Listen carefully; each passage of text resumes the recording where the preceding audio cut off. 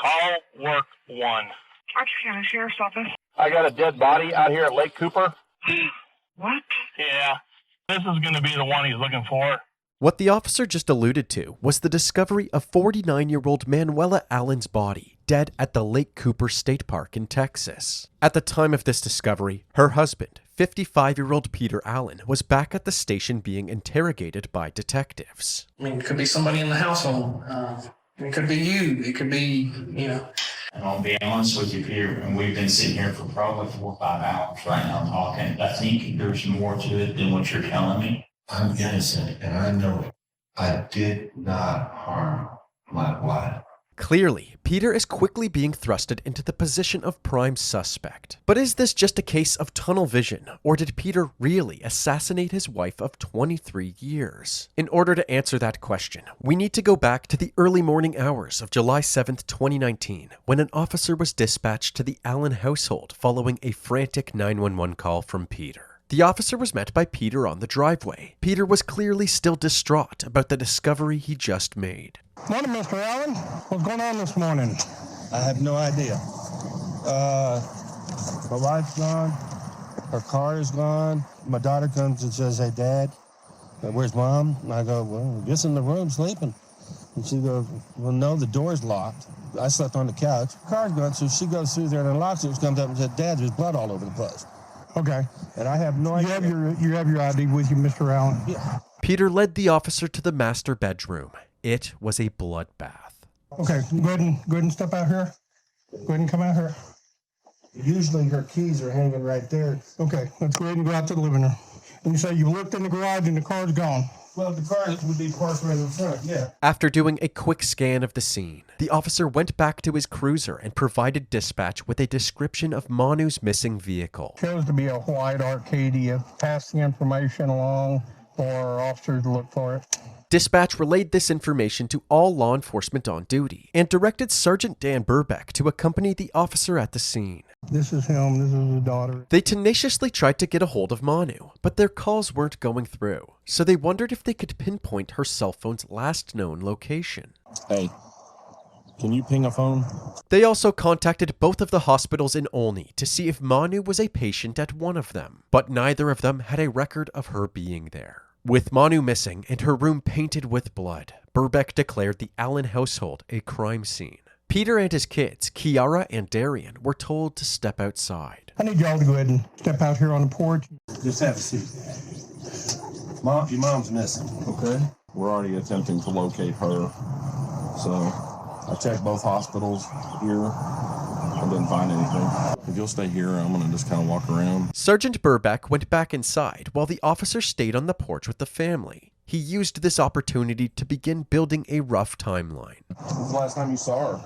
Last night, probably about 9 o'clock. Yesterday evening, Manu gave Peter a goodnight kiss and went to bed. Peter ended up falling asleep on the living room couch. He said that he didn't hear anything suspicious all night. After waking up and discovering the blood, they realized that Manu was also missing, so they went directly to the hospital to see if she had already gone there. When they couldn't find her, they went back home and dialed 911. The officer found this part of the story suspicious. Why wouldn't they call 911 immediately after discovering the blood? It was also strange that Peter was showing little emotion despite these concerning circumstances. While the officer continued to gather basic information from the family, Sergeant Burbeck was inside the home, inspecting the blood evidence. He peered into the kitchen and noticed 2 bloody footprints. One of the footprints had a distinct pattern in the center, likely from a therapeutic sock. There was also a bloody handprint on the kitchen door frame. The trail of blood led Burbeck across the hall and into the master bedroom. The bedroom and closet doors were covered with blood, and several more handprints were smeared across them. There was also a large pool of blood at the foot of the bed, and a pocket knife on the floor beside it. Strangely, Manu's blanket and bedsheet were missing,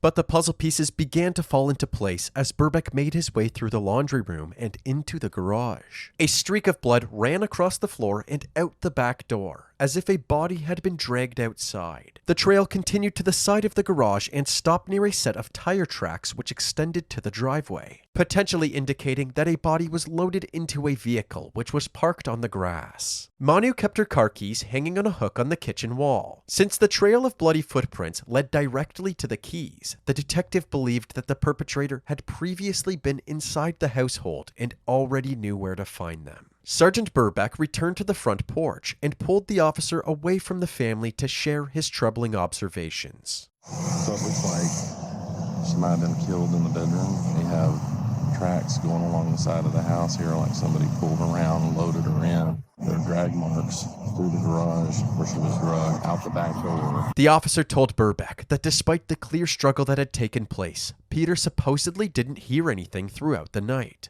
This, along with his strangely calm behavior, raised some red flags for the officers. He's probably going to be our number one suspect. They reconvened with the family and made it clear that they believed foul play was involved. I'm going to tell you if something sinister happened and there's somebody involved in it. Just in case any of the family members were responsible for Manu's disappearance, the officers wanted to question each person separately. So, after securing the scene, they brought Peter, Kiara, and Darian down to the station while the officers got in touch with Peter and Manu's other children, Melanie and William. But rather than questioning them themselves, Burbeck asked the Texas Rangers to assist in the investigation. Ranger Michael Schraub was put in charge of the case. His first order of business was instructing several other rangers to help process the crime scene. He also requested that the neighboring counties help locate Manu's vehicle. Meanwhile, he went to the Young County Sheriff's Office to interview Manu's family. First up was their number one suspect, Peter. I don't know that, but if somebody came in, she put up one hell of a fight, I'll tell you that. She's tough. Peter tried to brainstorm what exactly had happened to Manu. He seemed to believe that she had survived the attack and spread her blood around afterwards. The way there was blood, it looked like there was a fight or an attack, is what it looked like to me. Yeah. But then if she bled that much, she could have been kind of silly for not having blood. And then it was like something and wiped it on the door, but none of that makes sense to me, because then why would she, there was blood on the outside of the door. And then a little blood in the hallway. I don't know, nothing makes sense to me right now. Considering the sheer amount of blood at the scene, it was obvious that Manu had not survived the initial attack. Either Peter was in denial about this, or he was intentionally playing dumb. The detective wanted to know if Peter had a motive to kill Manu. Was she involved with anybody else? Did you suspect that? Or were you involved with anybody else? Did you suspect? Just something like that. My wife is a old school Roman Catholic. Okay. From Germany, in the Bavaria. That's where we just were for the 3rd week. Goes to church every Sunday. No. Okay. I mean, I'm a man, so I'm a dog. I look, but I don't touch. I'm married. No. Peter was adamant that his relationship with Manu was solid, but he also said that he had slept on the living room couch all night. The detective wondered if sleeping on the couch indicated that the two had been fighting. What led to you sleeping on the couch last night? Somebody told me that you had said that y'all had some type of disagreement or whatever last night. No? Is that normal that you sleep on the couch? Okay. If you ask my kids, they'll tell you I sleep on the couch all the time. But 1, my snores really loud. 2, I snore really loud. 3, I had a few drinks last night, and me and my wife have an agreement. If I have even one drink, 1 beer, I sleep on the couch. While this was a convenient explanation for Peter, the detective still couldn't understand how he didn't hear the struggle that was taking place right down the hall. The detective didn't want to make it obvious that he was suspicious of Peter, so he shifted the conversation to Manu's relationship with the kids. Any particular conflict with any of the kids? Me, my children? Yeah, your children. My children would never touch my wife. Okay. And my wife, she could beat somebody. If somebody came in, I don't know that, but if somebody came in, she put up one hell of a fight, I'll tell you that. Peter claimed that nobody in the house would have done this. The only other person who might have known where the keys were was Melanie's ex-boyfriend, Julius. He got mad at my older daughters and they would break him up. So I'm not saying he's suspect. I'm saying that you know. Although this was useful information, Ranger Schraub didn't want to direct his focus away from the family. He made it clear that everybody that was inside the house at the time of the murder was still a suspect. I mean, it could be somebody in the household. It could be you. It could be, I know you have to keep everybody open as a suspect. I understand you got to do what you got to do. You understand? You find a person, I'm going to do what I got to do. I'll be honest with you, it sounds like it's somebody that had some type of relationship or something with her. And I'm sure it kind of, you can see that, I'm sure, too, to a certain extent, especially since you didn't wake up or anything in the middle of it, if there's a struggle. The struggles can be quiet. Just a long way from the front of the house to the back of the house. Yeah. I don't see any scratch marks on your arms or on your face or anything. You don't have anything on your chest or anything like that, do you? No. If it was a fist fight with my wife, there'd be bruises, trust me. While this interview was taking place, an officer with the Archer County Sheriff's Office was looking for Manu at the Lake Cooper State Park when he saw her vehicle, abandoned in the middle of a field. This vehicle is going to be unoccupied, and looks like it's been wrecked out. It seemed that the vehicle had gotten stuck while driving over a small hill, and the bumper plate had fallen off in the process. Upon closer inspection, the officer saw traces of blood all over it. 28 is going to be Texas, Lincoln, Sam, Victor. With the help of dispatch, the officer was able to confirm that this was in fact Manu's vehicle. So, he began searching the surrounding area for Manu. He walked towards the fence line, and when he turned to his left, he saw a white cloth in the distance. The cloth was partially hidden under some plants, but as the officer got closer, he realized that the cloth was actually a blood-soaked sheet. A body was wrapped inside of it. With a sigh of defeat, the officer walked back to his cruiser to inform dispatch and the other investigators about his discovery. I got a dead body out here at Lake Cooper. Say a command or say help. Call work 1. Archer County Sheriff's Office. Hey, this is going to be the one he's looking for. What? Yeah. After receiving the news, Sergeant Burbeck, along with a team of Texas Rangers, drove to Lake Cooper to process the scene. Well, we have a whole crime scene back there at the house. The sheets that Manu was wrapped in were the missing blankets from her room. Her injuries can be aptly described with 2 words: complete overkill. She had dozens of stab wounds all over her body, mostly concentrated on the back of her head. Also, her neck had been broken by strangulation, and she was shot in the face. The presence of a bullet casing at the scene indicated that Manu was shot after she was already dead. Based on her injuries, this appeared to be an unfiltered emotional killing. Thankfully, the investigators found several clues pointing to who the killer might be. For starters, there were several bloody fingerprints on the vehicle. There was also a distinct footprint in the mud next to the driver's side door. The pattern was from an Air Jordan Legacy shoe. Additionally, there were several bicycle tracks in the mud. Since it was a recreational area, it wasn't unusual to see bike tracks, but it was also possible that the killer fled the scene on a bike. The investigators wondered if anybody had witnessed this, and in a stroke of luck, they ran into someone who might have. An oil field worker just down the road from the crime scene said that early in the morning, he saw someone riding a bike towards Olney, wearing a gray sweater, black pants, and a backpack. A team of investigators headed in the same direction to see if there were any nearby surveillance cameras. Back at the station, as Ranger Schraub interrogated Peter, he received a message asking him to step out of the room for a moment. I'll go get you a bottle of water because I know you're about to be getting thirsty. He was pulled aside and advised that Manu's body had been found. When Schraub went back to the interrogation room, he gauged Peter's reaction as he broke the tragic news. They have found her vehicle. Where? It's in the neighboring county, and there's a body next to it. Dead Right body. now. Yeah, but we haven't confirmed 100% that it's her, but considering the circumstances, we believe it is. We have people, I think there's going to be a criminal investigation. Yeah.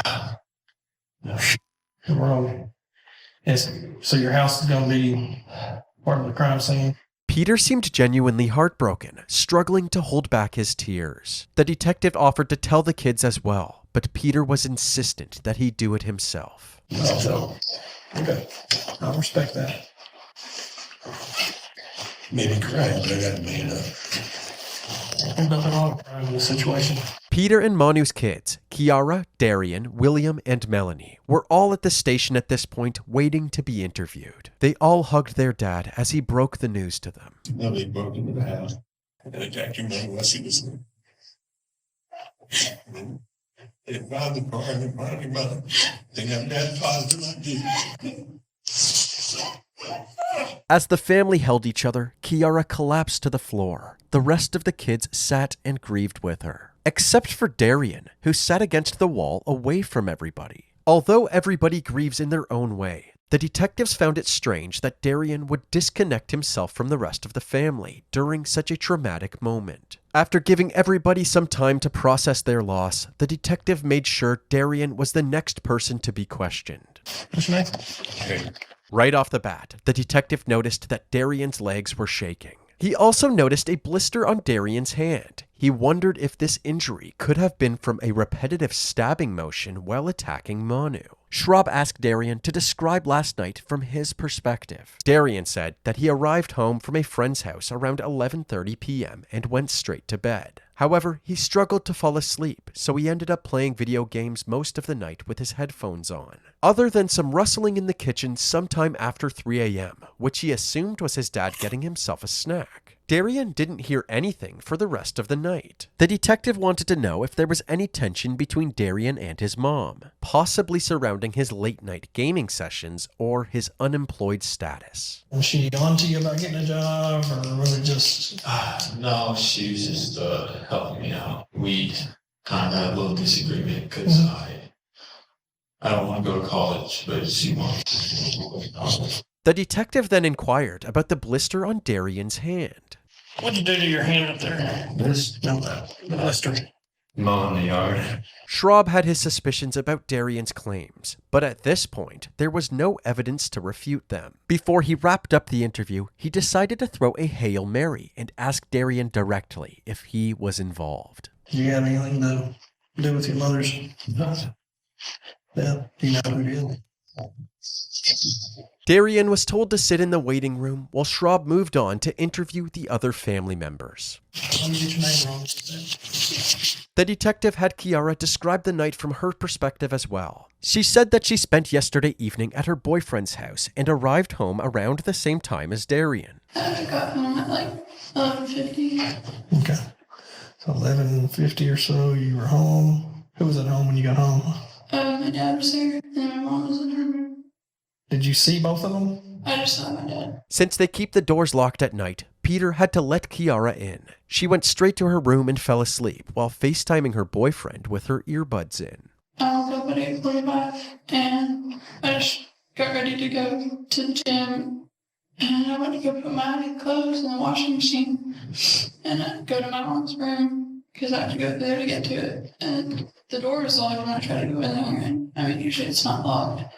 So I went and asked my dad where she was, and he looked really confused, and he just told me to go check around through the garage. After going through the garage, Kiara saw her mom's blood-stained room. But rather than getting help right away, she started inspecting the room, looking for answers as to what had happened. I picked up a pocket knife on the ground to see if there was blood on it. To Kiara, this seemed like a reasonable decision at the time, since she wanted to know if her mother had been stabbed. But picking up the knife at a potential murder scene can easily compromise the investigation. Maybe she had actually stabbed her mother and was now lying to explain her fingerprints on the knife. Also, Kiara's room was on the opposite side of the master bedroom wall. Were her earbuds really so soundproofed that she didn't hear any commotion from the master bedroom? But just like Darian, there wasn't enough evidence to refute any of Kiara's claims. Melanie and William were also questioned, but there weren't any major revelations during their interviews. If I told you that I suspected it was somebody close to the family, who would you think that might be responsible for it? Anybody? Honestly, no idea, because everyone else loves my parents. Any idea who may be responsible for this? No, I wish I did. I don't know anyone who didn't want to hurt him. Okay. Once all of the interviews were finished, the Allen family was free to leave, but since their house was still considered a crime scene, they stayed at a friend's Airbnb for the time being. The investigators were able to obtain surveillance footage from a bank that is located on West Main Street, the primary road that leads in and out of Olney. At exactly 6:31 a.m., someone was captured riding a bicycle into Olney, away from Lake Cooper, where Manu's body was found. This individual matched the description that the oil field worker provided: a gray sweater, black pants, and a backpack. But unfortunately, the suspect's face wasn't in clear view. One thing was certain: this person's stature did not match number one suspect Peter. Also, none of the bikes in the Allen's garage matched the tracks that were in the mud, so it was unlikely that the person in the video was one of the Allens. However, the investigators found another item in the Allen household that was extremely damning for Peter. In the master bedroom, they found a compression sock covered in blood. The pattern on the bottom of the sock matched the bloody footprint in the kitchen. Peter was asked to come back to the police station where Texas Ranger Jason Shea conducted another interview. Ranger Shea started off by asking Peter how he was holding up. He said that things had been hard and became overwhelmed with emotions. You need some Kleenex? You good? I've been crying for 5 days for too little more. Sometimes I cry, sometimes I feel pissed, sometimes I feel outraged. I want to cry. Honestly, I want him dead. Before confronting Peter, they spent a large portion of the interview going over his story again. When was the last time you saw your wife? Well, I lay down and went to sleep that night. One drink during the day, I slept on the couch. And I said, well, just go around through the garage. We hauled ass to the emergency room at Oldie. For the most part, Peter's story was consistent with the statements he made in the last interview, but there were some crucial new details. Apparently, he did hear some noises that night. Around 5 a.m., he heard Manu's vehicle starting up. I heard it start go, and then all of a sudden I didn't hear anything. I was thinking maybe my wife went to Allsup's to get them coffee or something. I don't know. Does she usually get up at 5 and go get coffee? Every once in a while, she would get up and go get milk, but that didn't make sense because we had just been shot the day before. Right. None of this makes sense to me. None of it. He also heard something within the house earlier that night, but didn't think much of it at the time. I heard him. I thought it was my son coming down from upstairs, and that was it. And I'm like, whatever, that's got to be Darian. After several hours of letting Peter talk, Ranger Shea relentlessly called him out on how ridiculous his story sounded. And I'll be honest with you, Peter, and we've been sitting here for probably 4 or 5 hours right now talking. I think there's more to it than what you're telling me. Just listen to me. You knew whoever left that blood was not alive because that is too much blood. You knew that too because of your training. I didn't know that too. I thought my wife was hurt. I was hoping and praying she was hurt.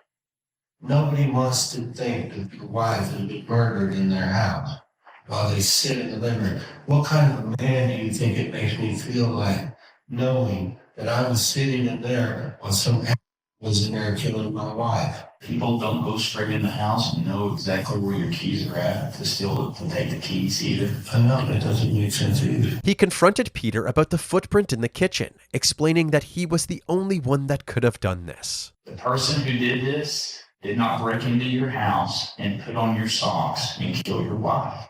You're wearing my socks. It makes no sense. It didn't make any sense. They sneak into your room, put on your socks, kill your wife, go get the keys where nobody knew except for you and your kids, and leave without anybody hearing it.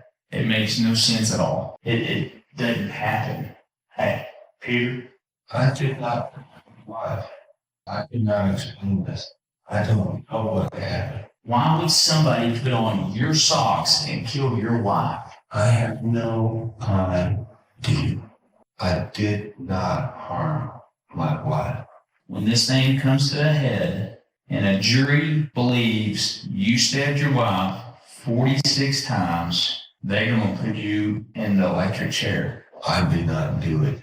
I'm innocent, and I know it, and my kids know it. And if I lose, I lose. I lose my kids lose their father, but at least I go down knowing that I didn't do this and had nothing to do with this. It was clear that Peter wasn't going to confess anytime soon. Since all of the evidence linking him to the crime thus far was circumstantial, Peter was free to leave. The investigators believed that it was only a matter of time before Peter would be back at the station in cuffs. By this point in the investigation, the Allen household was no longer needed, so the Allen family was allowed to go back home. Peter's good friend, Verl Wolverton, drove from Arkansas to Texas to support the family through this hard time. Even he found it strange that Peter didn't hear Manu being attacked. So he decided to do an experiment with Darian. Darian went into the master bedroom and screamed as loud as he could while Verl sat on the living room couch. Verl couldn't hear anything. He and Darian swapped places, and Darian could hardly hear anything as well. They took this information straight to the investigators. The investigators weren't fully convinced that Peter was innocent, but they didn't want to get tunnel vision, so they decided to look into some other possibilities. Although there were no signs of a forced entry, perhaps this really was a burglary gone wrong. After all, it was well known in the community that Peter was an avid gun collector, and there was another gun burglary in Olney just a month prior. One of the main suspects in that burglary was 17-year-old Corey Taylor. Corey was a student at Olney High School, where Peter and Manu were teachers. He was known to cause trouble and had several run-ins with the police in the past. Sergeant Burbeck was tasked with bringing Corey down to the station for an interview. When he arrived at Corey's apartment complex, he noticed a bike under the stairs leading up to Corey's apartment. He inspected the wheels, and the tread pattern looked very similar to the tracks left in the mud near Manu's body. When Burbeck spoke to Corey, he asked whose bike it was, and Corey told him that it belonged to his friend Julius Mullins. When Burbeck told Ranger Schraub about the bike and said that it belonged to Julius Mullins, alarm bells rang. Schraub recognized that name. It turns out that the day after Melanie was interviewed, she actually went to the police station with something to tell the investigators. While trying to figure out who could have killed her mother, someone came to mind. Her ex-boyfriend, Julius Mullins, the same person that Peter brought up during his interrogation. He got mad at my older daughters and they were breaking up. So I'm not saying he's suspect. I'm saying that too, no. She provided a written statement to the police saying that she, quote, knew for a fact that when Julius was younger, he used to be in a gang, partook in drugs, and had killed people.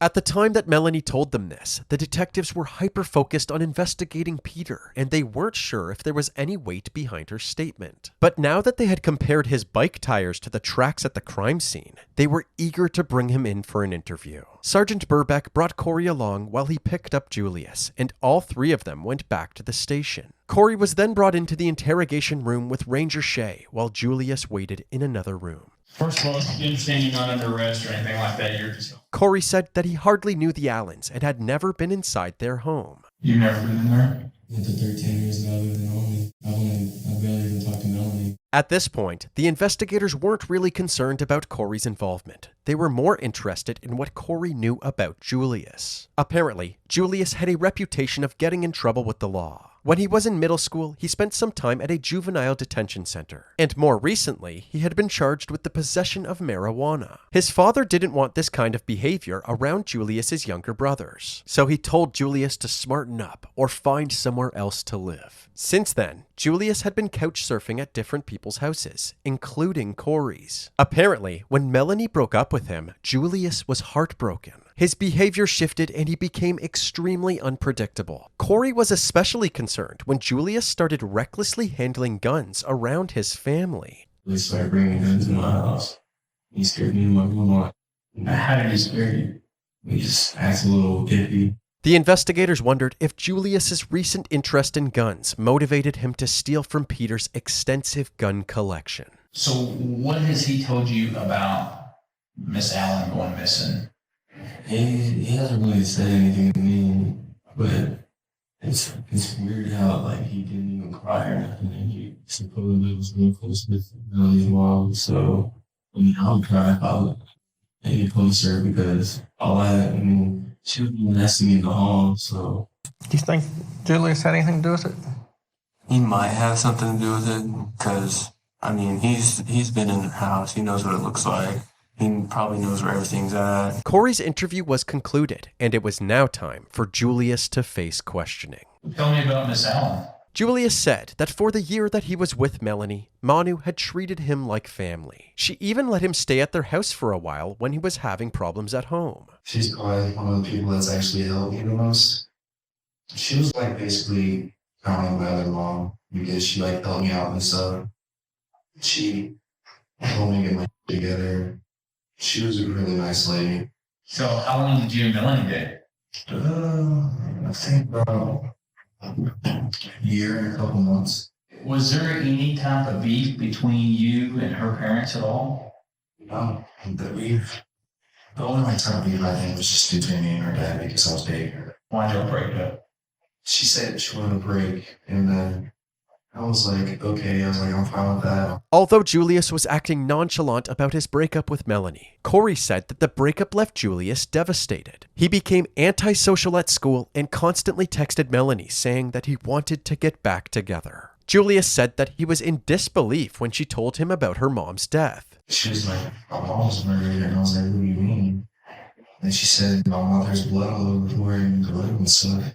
And I was shocked, like it hit me like hard. Who do you think did this? I really don't know. Is their daughter torn up pretty bad? You want me to be honest with you, Julian? Yes, sir. They think you did it. Yeah, I know. Apparently, Melanie had accused Julius of being involved in her mother's murder. She was like, a murderous bastard killed my mother, and then she said all these other things like towards me. She was like, was it you and Brent Hans? Like, did y'all plan this? I wanted to like look at her and be like, are you serious? I was like, Melanie, I was like, I still love you. I would never do something like that to you. When the detective asked Julius where he was on the night of the murder, he said that he was at Corey's house playing video games. At this point, the detectives were unable to make any more progress questioning Julius, so they collected his DNA and fingerprints and he was free to leave. They immediately compared these fingerprints to the ones found on Manu's car. They were a match. They also obtained a warrant for Julius's phone data, and on the night of Manu's murder, his phone connected to the Allen house Wi-Fi. Julius was swiftly brought back in for another interview, and he was confronted with this evidence. There's stuff that I already know that you don't know I already know. So don't lie to me. Yes, okay?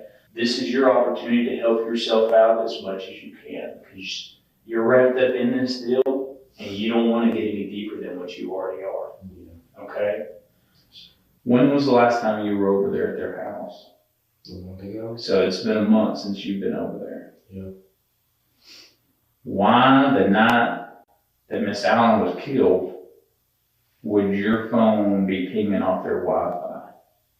My phone, I didn't go over there that night. I was literally at Corey's. Why would your fingerprints be on that vehicle in blood? I don't know. The detective spent much of this interview asking these same questions over and over, reiterating that Julius would face the consequences if he didn't tell the truth. Your butt's looking at some time in prison if you don't tell me the truth, if they don't give you the death penalty.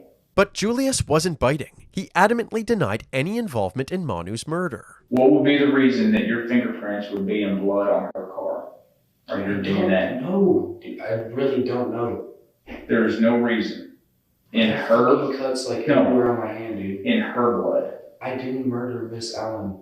Okay, I didn't say you did. Well, you're saying like I did. Although it was clear that Julius was lying about his involvement, there wasn't any definitive proof that he was the one who killed Manu. Another possibility was that Peter had killed Manu and asked Julius to help get rid of the body. According to everyone who knew Julius, he was desperate to get back together with Melanie. So perhaps Julius saw this as an opportunity to do her dad a favor and to ultimately get closer to his daughter. When was the last time that you communicated with Peter? Okay, because if there's communication and you're not telling me there's communication. I promise you there's not. I don't have his phone number. I literally don't have I don't have a SIM card. If somebody called you and says, hey, I screwed up, I got to get rid of this body, and you help out and you let me know that, then I can help you out as much as I can. What I'm getting at is that you help somebody cover it up and get rid of the body. Hey, look at me. If you didn't kill her, I need to know. But if you help get rid of the body, I need to know that too. Didn't get rid of the body. I didn't kill her. I didn't.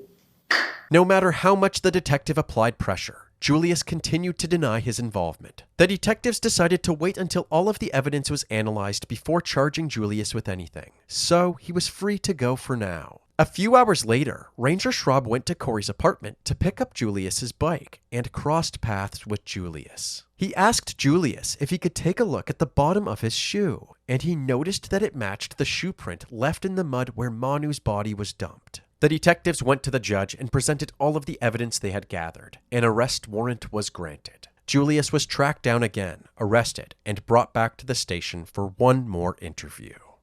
We know that you were out there, but not only that, we know your shoes were out there. And not only that, but we know your bicycle was out there. I don't think you're 100% responsible for this. Yeah, I know it took more than one person to just move that body. If you think you're going to help her or help her dad or help whatever and help you get closer to you. And so I just want you to explain to me why all those different things are pointing towards you. Throughout the interview, Julius would answer the odd question here and there, but nothing that would incriminate him further. Whenever the detective brought up the evidence against him or asked him how he got into this situation, Julius went silent. Why you're not getting us a little more information, I don't know. Are you the sole person responsible for this? Just tell me how it happened, how you got involved. However, after enough persistence, the detective had a breakthrough. You want to talk about this somewhere else besides this room? Is the camera keeping you from talking? That's what it's supposed to be.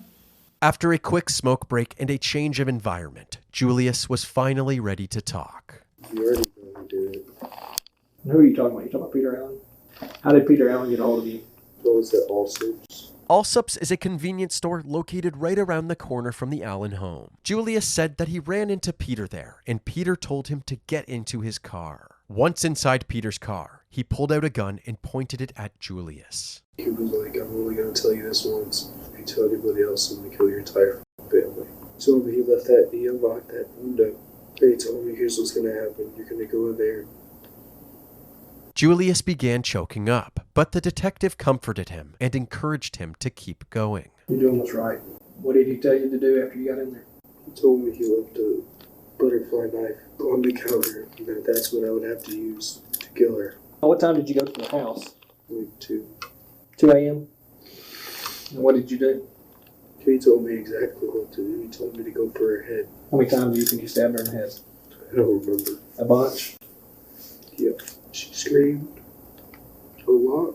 Manu fought through the knife attack and ran for the door, but Julius slammed her on the ground and strangled her. He was just sitting there on the couch and he watched me do it. He couldn't see you from there, right? In the bedroom? He knew I was there. So Mr. Allen just sat in the living room the whole time? Helped me take her and put her in the car. How'd you get her to her final spot? I had to drag her. Did you shoot her at the lake? After she was already dead? Yeah, he told me to do it. So you shot her right there? I didn't even know if I hit her or not. I just pulled the trigger and ran. As chilling as this confession was, Julius cried the entire time, showing clear signs of remorse. Hey, I see all sorts of remorse in you. You're not that bad of a person. I killed my ace and lost. You made a bad decision. Wish you would have called us. He said he was going to kill my family if I did that. And I believe him. He's a Green Beret. Following this interview, Julius was charged with first-degree murder and taken straight to jail. Now that Manu's murderer was behind bars, the detectives were ready to hone in on Peter, the one who orchestrated it all. However, after a thorough investigation, the detectives were unable to corroborate Julius's allegations against Peter. There was no evidence of their encounter in the Allsup's parking lot, and Peter's DNA wasn't found anywhere that would be incriminating. Even the compression sock that was covered in blood had Julius's DNA on it, not Peter's. Ultimately, Julius was the only one to be charged in connection to Manu's death. He pled guilty to first-degree murder, tampering with a human corpse, and burglary of a habitation. He was sentenced to 55 years in prison and will be eligible for parole after 28 years. Since being in prison, he has recanted his accusations against Peter and has openly admitted to being the sole perpetrator. He claims that he only broke into the house because he wanted to steal Peter's guns, but when things went south, he panicked and attacked Manu because he didn't want to go to jail. He currently resides in the All-Red Unit in North Iowa Park, Texas, and is projected to be released in the year 2074.